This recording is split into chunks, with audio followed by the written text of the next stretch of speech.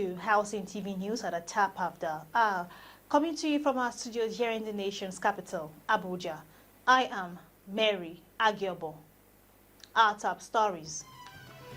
Federal government begins plans to evacuate Nigerians from South Africa. Federal government gives World Bank 6-month deadline for loan disbursement.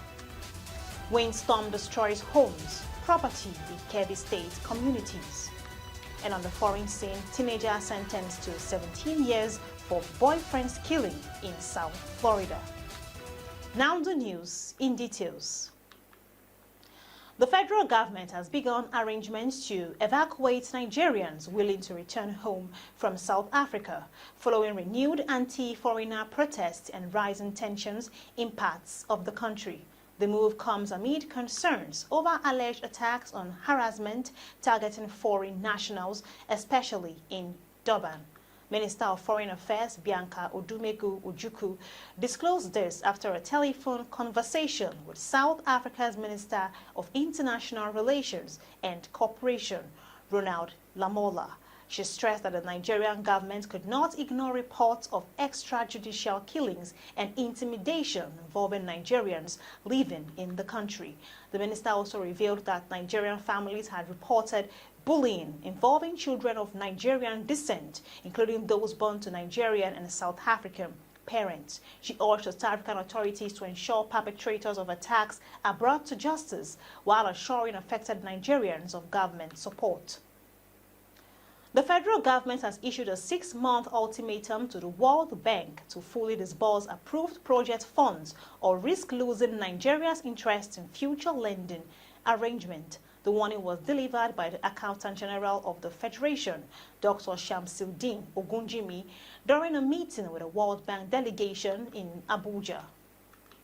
The government expressed concern over delays in releasing funds for approved projects, warning that prolonged bottlenecks could undermine development programs and weaken confidence in international financing arrangement. Officials urged the World Bank to accelerate its approval and release processes. The Accountant General also highlighted ongoing reforms to modernize the government's integrated financial management information system known as GIMFIS. According to him, outdated infrastructure is being replaced with modern technology to improve budget execution, revenue monitoring, and financial reporting across federal institutions. And now the Enugu State Ministry of Health has sealed 3 illegal health facilities operating without valid licenses in Enugu South local government area.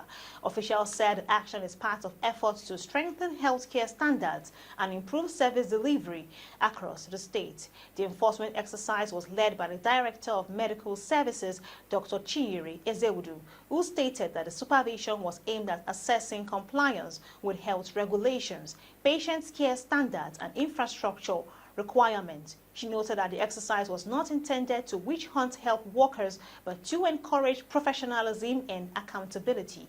Meanwhile, state health authorities reaffirmed their commitment to building an efficient and people-centered healthcare system.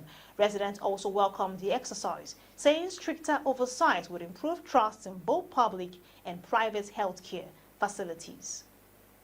Nigeria has reaffirmed its commitment to strengthening bilateral cooperation with India ahead of the upcoming India-Africa Forum Summit, scheduled for later this month in New Delhi.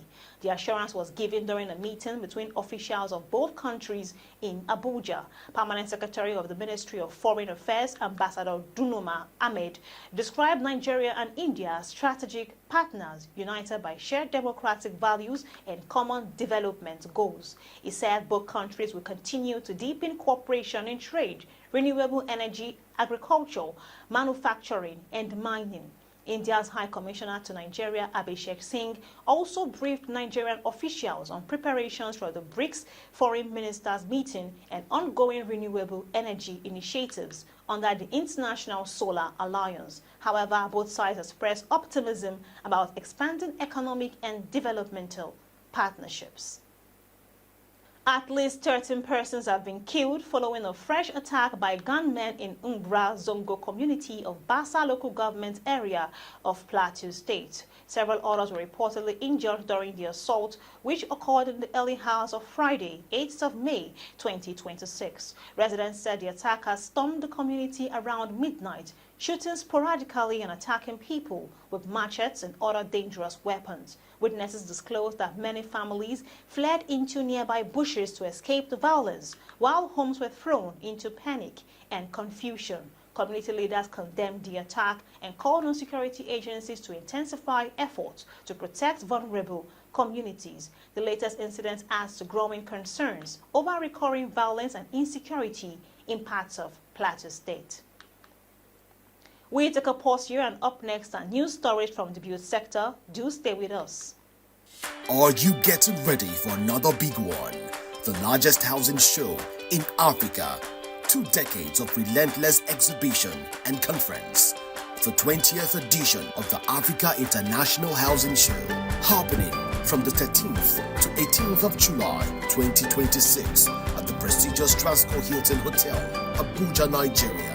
This premier event is Africa's largest housing and construction expo, attracting over 50,000 attendees in Africa and beyond, thereby giving room for developers, construction giants, financiers, home interiors, mortgage and microfinance banks, drawing from about 21 different countries of the world. Get ready to be part of history.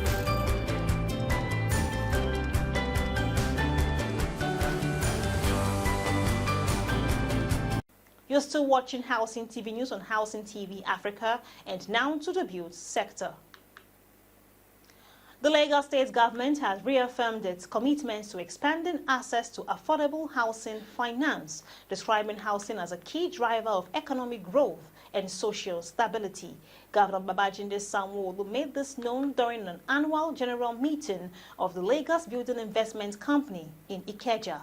Represented by the Commissioner for Housing, Moruf Akinderu Fatai, the governor praised the institution for sustaining mortgage financing operations despite prevailing economic challenges. He stressed that housing development remains central to the state's long-term economic agenda. Sanwo-Olu also called for stronger collaboration between government, financial institutions, and private investors to address the housing deficits. He urged mortgage institutions to adopt technology-driven solutions to improve access to home ownership, especially for low-income residents.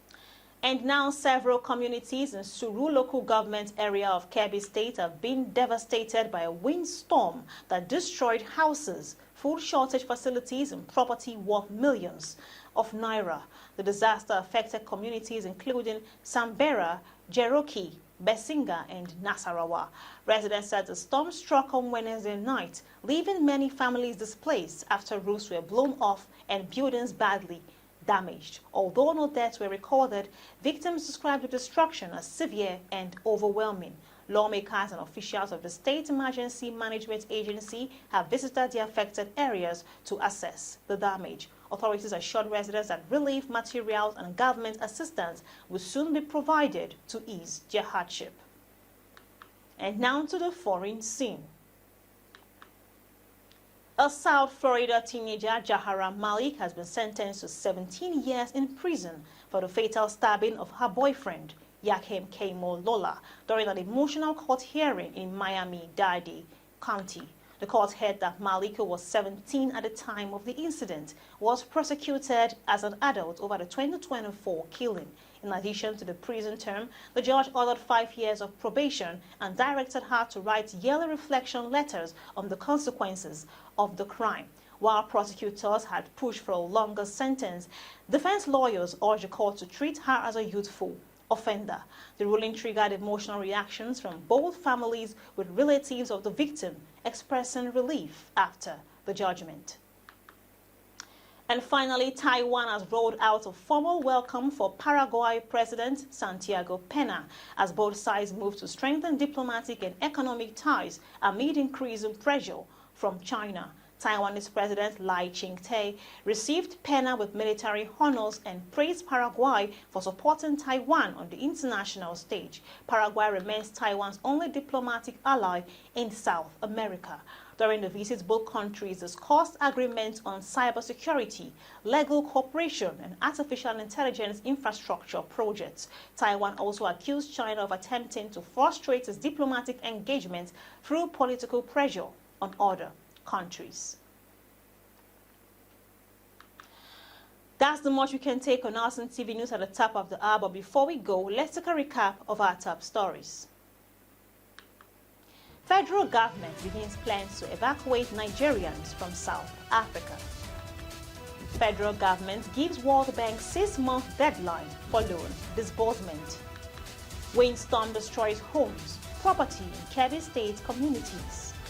And on the foreign scene, teenager sentenced to 17 years for boyfriend's killing in South Florida. For more news in the housing sector, subscribe to Housing TV Africa on YouTube and follow Housing TV Africa on all social media platforms. Download the Housing TV Africa mobile app on Google Play Store and Apple Store. I am Mary Agiobo. Bye for now.